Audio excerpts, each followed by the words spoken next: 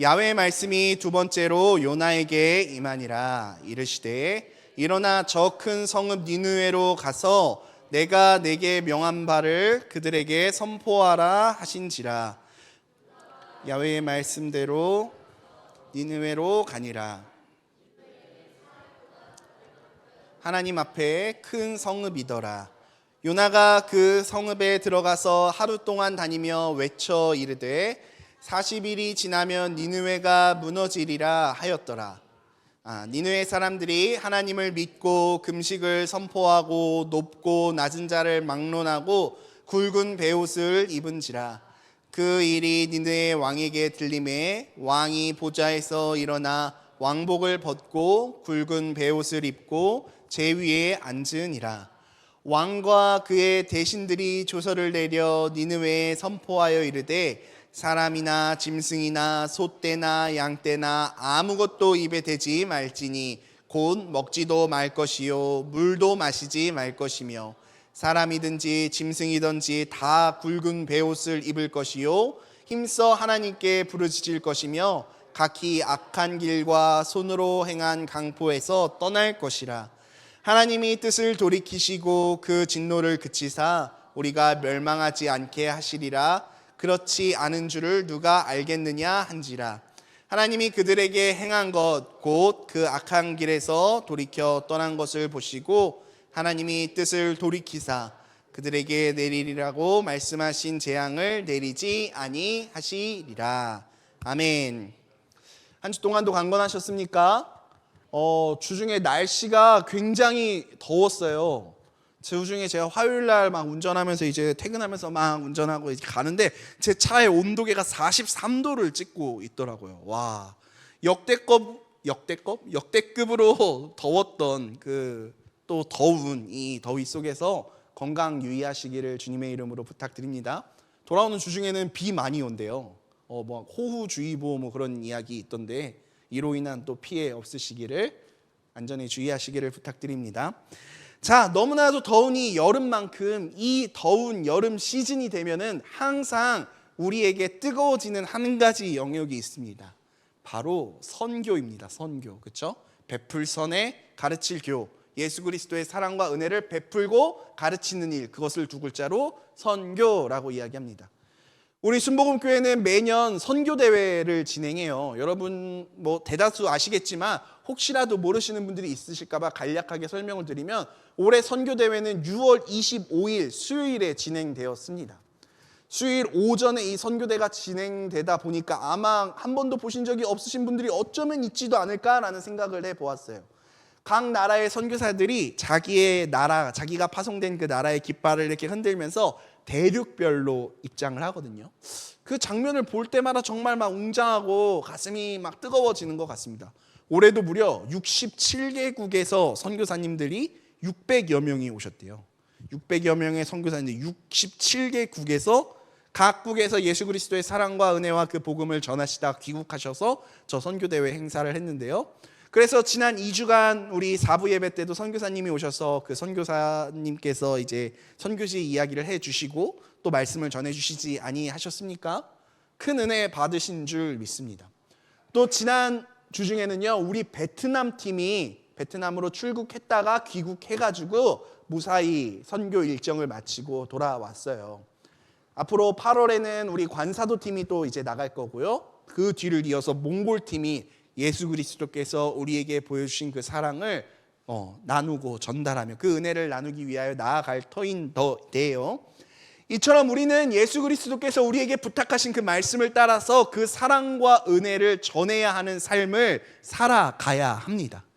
왜냐하면 예수님께서 우리에게 이것을 부탁하셨기 때문이고 이것이 예수 그리스도의 지상 사명이요 명령이기 때문에 그렇습니다.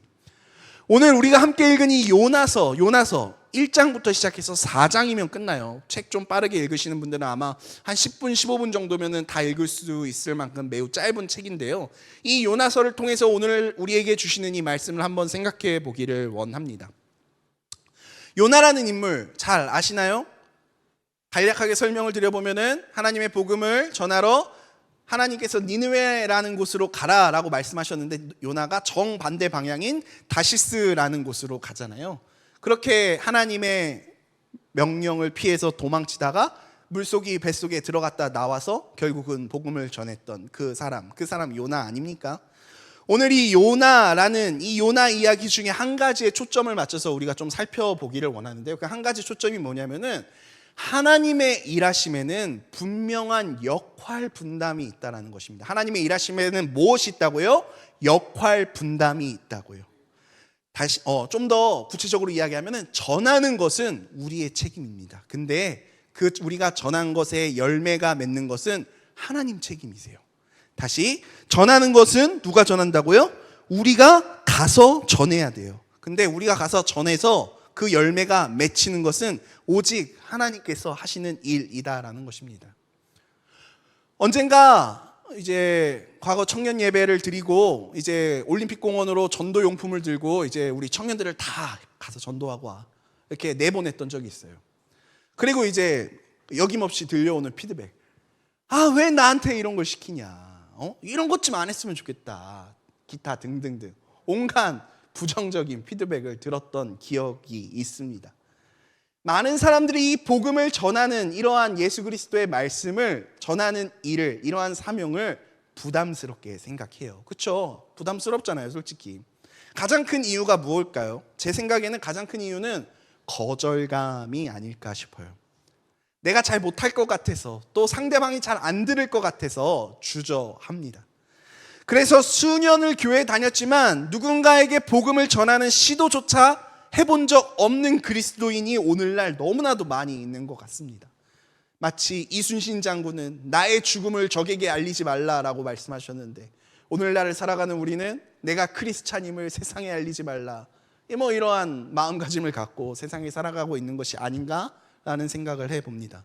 네, 복음을 전하는 일 너무나도 어려운 일인 것 같습니다. 어려워요. 부담스러워요. 교회에서 저 같은 목회자가 맨날 이렇게 수시로 복음을 전해야 합니다. 예수 그리스도의 사랑을 나누어야 합니다. 그 은혜의 복된 소식을 전달해야 합니다 라고 하니까 그래, 그 사랑을 전해야 하는 건 알겠는데 또 내가 교회에서 신앙생활 해보고 예수님 만나보니까 그 예수님 좋으신 분이신 건 내가 알겠는데 그 좋으신 분을 누군가에게 또 전한다라는 거, 이거는 또 다른 차원의 이야기가 아닌가 싶습니다. 나 같은 사람이 전하는 복음이 저 사람한테 먹힐까?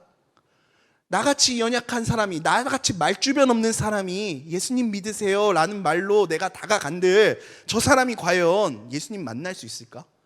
만약에 저 사람이 내가 전해서 예수님을 만나지 못한다면 내가 하는 이 노력이 무슨 의미가 있지? 여러 가지 생각이 우리의 머리 가운데 맴돌면서 우리의 마음을 혼란스럽게 하더란 말입니다. 근데요, 우리가 착각하고 있는 사실이 있습니다. 우리가 분명히 알아야 할 것은 하나님은 한 번도 우리 보고 나가서 사람을 180도 변화시켜서 그들을 완전히 돌이켜서 어떻게 좀 해봐라 이렇게 명령하신 적이 없다라는 거예요.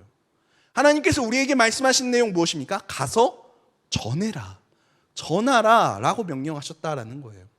오늘 이 말씀을 다시 한번 우리 마음 가운데 새기고 우리의 태도를 점검할 수 있는 시간이 되기를 원합니다. 하나님은 오늘도 우리를 부르셔서 가서 전해라 라고 하시기 때문입니다. 하나님의 명령은 단순합니다. 요나서 3장 오늘 함께 읽은 1절 2절 말씀 한번 보기를 원합니다. 보여주세요. 네, 고맙습니다. 함께 읽어볼까요? 시작. 야훼의 말씀이 두 번째로 요나에게 이르시되 일어나 저 큰 성읍 니느웨로 가서 내가 내게 행한 바를 그들에게 선포하라. 아멘. 하나님께서 요나에게 주신 명령은 단순합니다. 가라. 그리고 선포해라. 여러분 생각하면서 보셔야 돼요. 가서 변화시켜야 돼. 그게 아니라 가서 선포하라요. 선포. 외치라고요. 너 빨리 가서 저 음란하고 악한 니느웨의 행동 양식을 하나님의 뜻에 맞게 180도 변화시키고 저들이 하나님의 자녀다운 삶을 살아갈 수 있도록 너의 모든 것을 다해서 한번 변화시켜봐. 와, 얼마나 부담스럽습니까? 근데요, 그게 아니라 가서 선포하라는 거예요. 말하라는 것입니다. 하나님께서 요나에게 요구하신 것은 결과가 아니에요. 과정이에요. 너로 인해 니느웨 민족이 저 나라가 변해야 된다, 나라와 민족이 변해야 된다, 이런 부담감을 요나에게 주신 게 아니라 하나님의 명령은 단순했다고요. 가서 뭐 하라고요? 선포하라라고 하셨다고요. 여러분, 오늘 우리가 복음을 전하는 사명 앞에서 주저하는 이유, 내가 저 사람 설득할 수 있을까? 내가 과연 저 사람의 마음을 움직일 수 있을까? 여러분, 하나님께서 우리에게 맡기신 것은 결과가 아니라는 사실을 여러분 명확하게 기억하셔야 합니다. 하나님께서 우리에게 말씀하신 것은 전하는 것이고 그것에 순종하는 것을 하나님께서 원하신단 말입니다. 근데요, 요나는 하나님의 명령을 거부했습니다. 왜 거부했을까요? 당시 니느웨는 아시리아라는 나라의 수도였어요.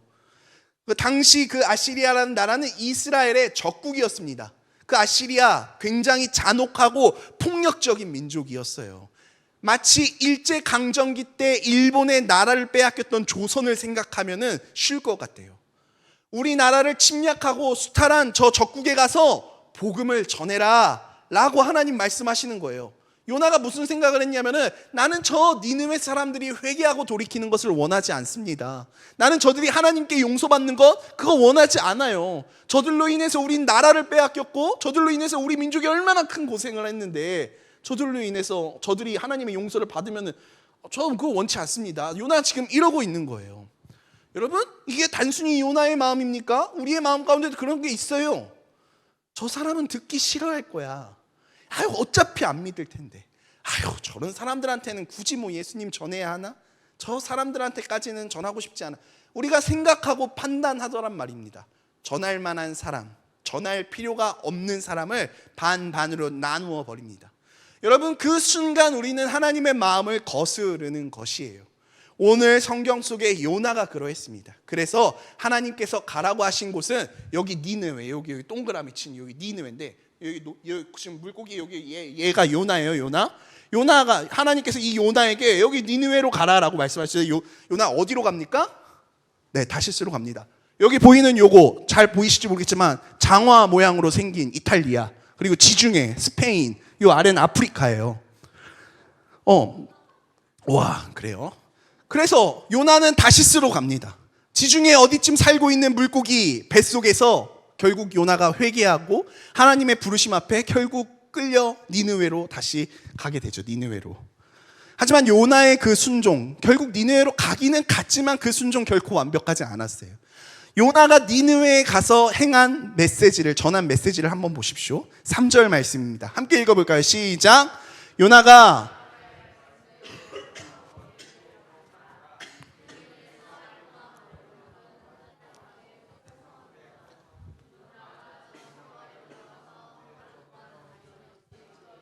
40일이 지나면 니느웨가 무너지리라 하였더니. 아멘. 요나가 가서 전한 메시지 보세요. 40일이 지나면 니느웨가 무너질 거야. 40일이 지나면 니느웨가 무너질 거야. 이러고 요나가 다녔다는 거예요. 이게 전부였어요. 하나님께 돌아올 어떤 회개의 복음을 전한 것도 아니고, 눈물로 그들을 찾아가서 제발 너네 변화받아야 돼, 예수님 믿어야 돼, 뭐 이런 거 전한 거예요. 요나는 여전히 냉소적이었어요. 그의 마음속에는 여전히 어떤 마음이 있었냐면, 여기 난 니들이 그냥 망했으면 좋겠어, 이게 있는 거예요. 하나님의 명령을 겨우 짜서 맞춘, 그냥 하나님과 억지로. 니느웨 성은 당시 세계의 패권을 장악했던 아수르라는 제국의, 아시리아라는 제국의 수도였습니다. 기록에 의하면 그 아수르 성 외곽을 한 바퀴를 도는데 꼬박 3일을 쉬지 않고 이렇게 돌아야지 그 성 외곽을 돌을 수가 있었대요. 매우 큰 성이었다라는 거예요. 그 성벽은 얼마나 두꺼웠던지 성벽 위로 마차가 다닐 수 있었대요. 그 두꺼운 성벽 위로 마차가 이렇게 다닐 수가 있었대요. 매우 큰 성이에요. 오늘날 성 위에 망대, 오늘날로 치면 그 초소 같은 거 있잖아요. 그 초소가 무려 1,500개가 있었다고 합니다. 그 성 다닐 성에 초소만 1,500개. 이러한 큰 성읍을 오늘 요나가 며칠간 다녔다고요? 단 하루 동안. 꼬박 그 주변을 한 바퀴를 도는 데만 걸리는 시간이 3일이 걸리는 그 성을 요나가 단 하루만 가가지고 외쳤대요. 단 하루만. 어떤 사람을 찾아가서 일일이 그 사람들을 설득하고 알려주고 가르치고, 그게 아니라 그냥 길 돌아다니면서 야 40일 지나면 니느웨 무너질 거야, 40일 지나면 니느웨 무너질 거야, 이렇게 했단 말이에요. 근데 그 결과가 어떻습니까? 결과는 충격적입니다.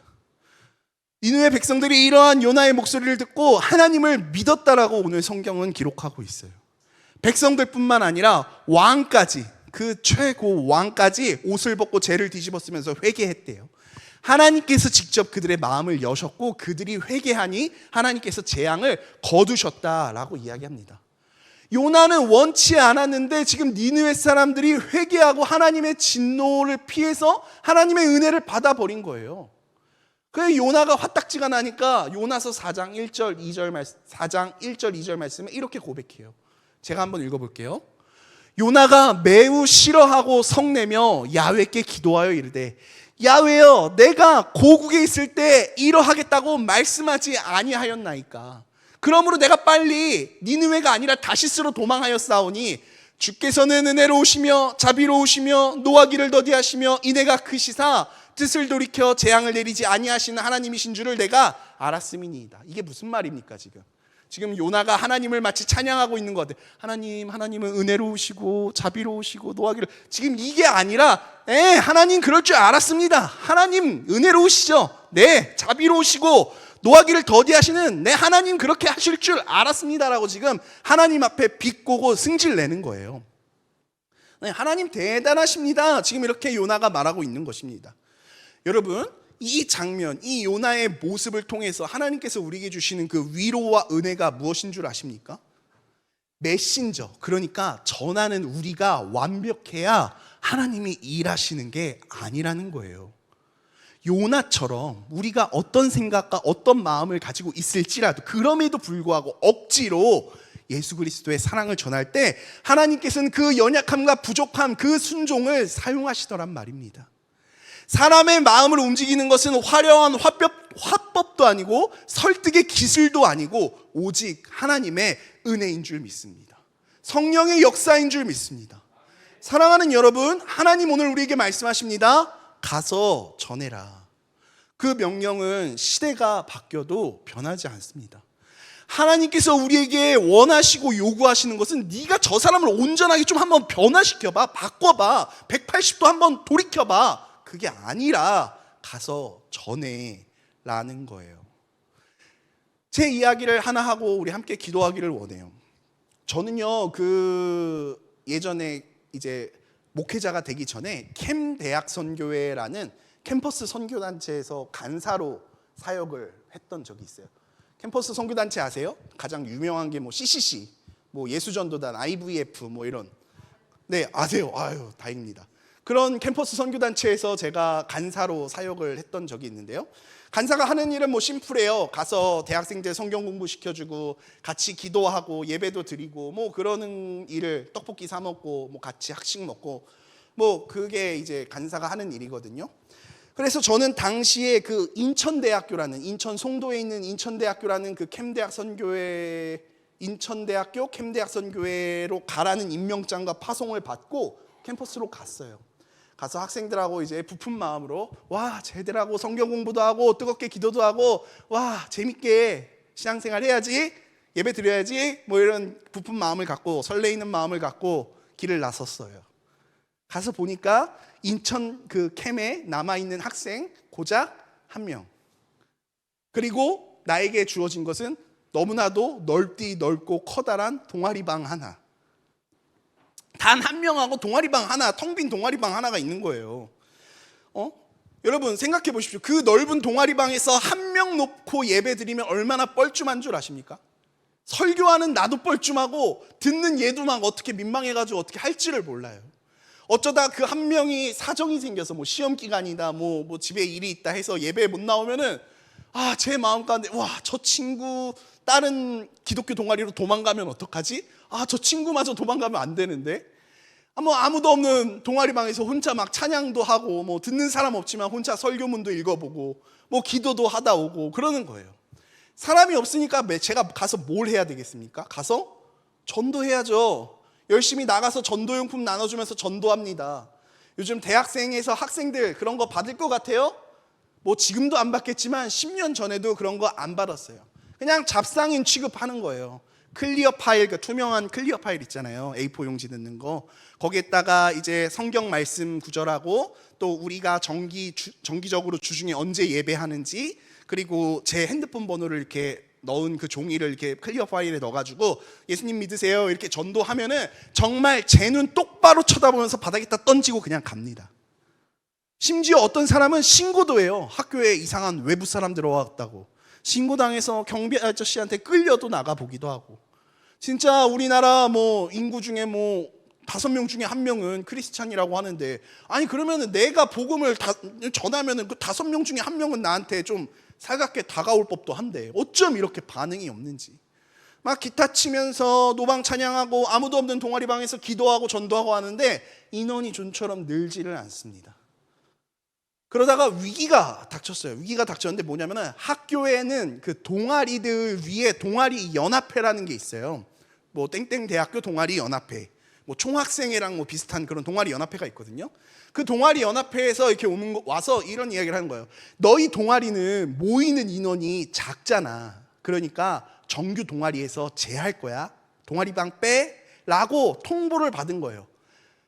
학교에 불교 동아리도 하나고 천주교 동아리도 하나고 뭐 저기 뭐 이름을 알 수 없는 무슨 이상한 종교 동아리도 하나인데 왜 기독교 동아리는 뭐 CCC, IBAF, 뭐 예수전도단 뭐 이렇게 많은 거야 뭐 이러면서, 야 너네 사람 없으니까 방 비워라, 통보가 온 거예요. 동아리방 빼면은 어디 가서 기도하고 어디 가서 예배 드립니까? 정말 간절하게 기도했어요. 그리고 열심히 소명 자료를 이렇게 막 만들어가지고, 진짜 두꺼운 소명 자료 만들어가지고 왜 우리 캠 대학선교회가 살아남아야 하는지 그 열심히 막 정리하고 해가지고, 진짜 스타벅스에서 비싼 커피 사고 그 유명한 빵집에서 또 빵 사가지고 그 20대 초반 그 20살 대학생 애들 앞에서 그 민증에 잉크도 안 마른 것 같은 그 목이 고든 그 냉소적인 학생들 앞에서 아유 이거 좀 드시면서 제 얘기 좀 들어주세요. 한 번만 더 기회를 주세요. 제발 저희 동아리 좀 한 번만 살려주세요. 한 학기만 더 시간을 주세요. 소명했어요. 그랬더니 우리 학생들 다 의자에 앉아서 다리 하나를 꼬고 저에게 며칠 뒤에 연락 드릴 테니까 가세요. 이거 저를 돌려보내더라고요. 집에 돌아오는 그 버스를 타고 이제 그 송도에서 집으로 오는 버스를 타고 앉아 있는데 와 진짜 현타가 시게 옵니다. 진짜 내가 지금 뭐 하고 있는 건가? 아니 내가 뭘 잘못했어? 저 사람들 앞에서 내가 뭘 잘못했다고 저렇게 굽신굽신 비싼 커피에 빵까지 사가면서 일해야 돼? 나도 대학교 나왔고 나도 대학원 나왔고 내 석사가 3개인데 내가 지들보다 학번이 몇 개가 높은데 내가 돈 써가면서 커피에 빵까지 사다가 바치면서 내가 밤새서 소명자료 만들어가지고 왜 이런 죄인 취급을 당하면서 뭐가 아쉽다고 생전 처음 보는 저런 어린애들한테 이런 아쉬운 소리를 해야 돼. 와 그만둘까? 때려칠까? 그냥 그 동아리방 그냥 버릴까? 진짜 그 5만 가지 생각이 다 들더라고요. 그래도 어떡합니까? 그래도 하나님 맡겨주시니까 최선은 다 해봐야지. 하는 데까지는 해봐야지. 후에 여러 가지 사건이 있기는 했지만 결과적으로는 그 동아리방을 제가 지켰어요. 동아리방을 지키고 나서 함께 예배드린 학생들이 그렇다고 늘었을까요? 아니요, 늘지 않았어요. 고작 제가 거기서 한 2년을 좀 넘게 사역을 했는데 그렇게 전도를 하고 예배를 드리고 기도했지만 처음 있었던 그 1명을 포함해서 고작 2-3명밖에 인원이 늘지 않았습니다. 시간이 지나고 이제 그 본부에서, 선교단체 본부에서 저는 이제 다른 캠퍼스로 가서 사역을 계속 했으면 좋겠고, 지금 인천대는 그 인천대 근처에 사시는 또 다른 이제 간사님이 계시니까 잘 인수인계를 하고 다른 캠퍼스로 가십시오라는 이게 이제 임명장이 와가지고 이제 저는 그 인천대 캠퍼스를 정리하고 다른 캠퍼스로 갔거든요. 근데 그 제 후임 간사님이 거기 가시자마자 한 학기 만에 학생이 20명에서 30명 가까이 부흥을 하는 거 아니겠습니까? 와, 얼마나 감사합니까? 하나님 놀라주시죠. 축하드려야 되고 축하해야 마땅한데 제 입장에서는 축하가 안 나와요. 와, 나는 2년을 죽겠다고 사역해가지고 고작 2-3명이서 예배드렸는데 저 간사님은 도대체 뭘 했길래 한 학기가 채 끝나기도 전에 20명, 30명이 와서 예배를 드리냐? 와, 나는 진짜 설교 못하나 보다. 나는 진짜 사역에 재능이 없나 보다. 실력이 없나 보다. 나를 향한 그 하나님의 부르심은 내가 착각하고 있나 보다. 아니 그 찾아가서 축하를 드려야 마땅한데 그 축하를 드림이 마땅한데 너무 잘된 일이잖아요. 하나님을 예배하는 그 캠퍼스 불모지와 같은 캠퍼스에서 그 20명 30명의 학생들이 모여서 그 수업 마치고 예배도 드리고 뭐 이렇게 한다는데 너무나도 기쁜 일이고 축하를 해드려야 마땅한데 너무나도 부끄럽고 창피한데 제가 사역할 때는 두세 명 놓고 앉아서 사역하면서 죽 썼는데 그거 주변 사람들이 내가 어떻게 사역했는지 다 알고 있는데 다른 사역자가 가자마자 저희 부흥했다고 막 20명 30명 내가 그 앉아서 기도했던 거기에 20명 30명이 앉아서 막 단체 사진 찍어가지고 막 이런 거 찍어가지고 막 카톡창에 올리는데 사람들이 나를 뭐라고 생각할까 이런 생각이 막 들면서 낙심하고 창피하고 부끄럽고 내가 그만해야겠다. 나는 하나님의 부르심이 없나 보다 뭐 그러고 있었어요. 그런데요 어느 날 한 명, 제가 캠퍼스에 가서 유일하게 저를 반겨줬던 그 동아리방과 그 한 명 그 친구 있잖아요. 그 친구가 저에게 찾아와서 이렇게 이야기를 하는 거예요. 뜬금없이. 간사님, 저랑 둘이서 기도하고 또 간사님께서 그 소명 자료 만들어가지고 그때 막 스타벅스 커피랑 그 비싼 빵 해가지고 동아리방 지켰잖아요. 그때 그 동아리방 지키지 못했으면은 우리가 지금 이렇게 부흥하지 못했을 거예요. 간사님께서 지켜주신 그 동아리방을 거점으로 지금 매주 20명, 30명이 앉아서 예배드리고 찬양하고 있어요. 다 간사님 덕분이에요. 그때 간사님이 씨를 뿌려주셔서 지금 결실을 맺는 것 같아요. 와, 그 친구가 저한테 와서 이런 이야기를 하는데 그 아이의 음성이 하나님의 음성처럼 들리더라고요. 와, 그 이야기를 들으면서 카페에서 울컥해서 뭐 이랬던 기억이 있습니다. 사도 바울도 고린도전서 3장에서 이렇게 고백해요. 고린도전서 3장 말씀 한번 보여주실래요? 자, 함께 읽어볼게요. 시작. 나는 심었고 아볼로는 물을 주었으며 오직 하나님께서 자라나게 하셨나니 그런즉 심는 이나 물을 주는 이는 아무것도 아니로되 오직 자라게 하시는 이는 아멘. 여러분, 우리가 해야 할 일은 심는 것, 물 주는 것, 전하는 것이에요. 자라고 결실을 맺고 열매를 맺게 하시는 분은 누구시라고요? 하나님이시라고요. 하나님. 자, 여러분, 그렇다면 오늘날 우리를 부르신 삶의 자리에서 해야 될 일 무엇이겠습니까? 순종하는 것입니다. 말해야 하는 거예요. 전해야 하는 거예요. 거절당할지라도 무시당할지라도 전하는 것입니다. 열매, 결과 그거는 하나님께 맡기는 거예요. 사랑하는 여러분, 여러분께 감히 권면합니다. 우리는 우리 안에 있는 그 핑계와 두려움을 내려놓아야 합니다. 우리는 너무나도 많은 이유를 갖다 붙여요. 내가 준비가 안 됐어요. 나 성경도 잘 모르는데 나 말주변이 없어요. 나 거절당하면 어떡해요? 완전 마상. 뭐 이러한 생각이 우리의 생각을 묶는단 말입니다. 이 모든 이유의 뿌리는 결국 나예요. 자기중심, 내 평판, 내 감정, 내 능력, 내 성공 여부에 집중해서. 하지만 하나님께서는 계속해서 우리가 자기를 부인하고 하나님의 명령에 순종하기를 원하십니다. 너가 잘하느냐 못하느냐 이건 중요하지 않다. 중요한 거는 네가 지금 하나님의 마음을 내가 너를 부른 그 자리에서 전하고 있느냐 없느냐, 하나님께서는 그거를 중요하게 생각하신다고요. 하나님 오늘도 우리에게 말씀하십니다. 네가 가라. 내가 일하겠다. 너가 가서 전해라. 열매는 내가 맺겠다. 여러분, 우리의 핑계는 하나님 앞에서 의미 없는 줄 믿습니다. 결론입니다. 사랑하는 여러분, 오늘 요나서 말씀을 통해서 우리는 분명하게 배워야 합니다. 전하는 것은 우리의 책임, 또한 열매 맺게 하시는 분은 오직 하나님이신 줄 믿습니다. 요나가 니느웨에 가서 복음을 전할 때 그의 생각과 마음이 완벽하지 않았어요. 나쁜 마음으로 난 니들 그냥 망했으면 좋겠어, 억지로 하나님 시키니까 진짜 마지못해서 전했지만 하나님께서는 그러한 요나의 입술을 사용하셔서 저 큰 성읍을 변화시키셨다고요. 하나님은 오늘날 이 시대의 요나를 찾으시는 줄 믿습니다.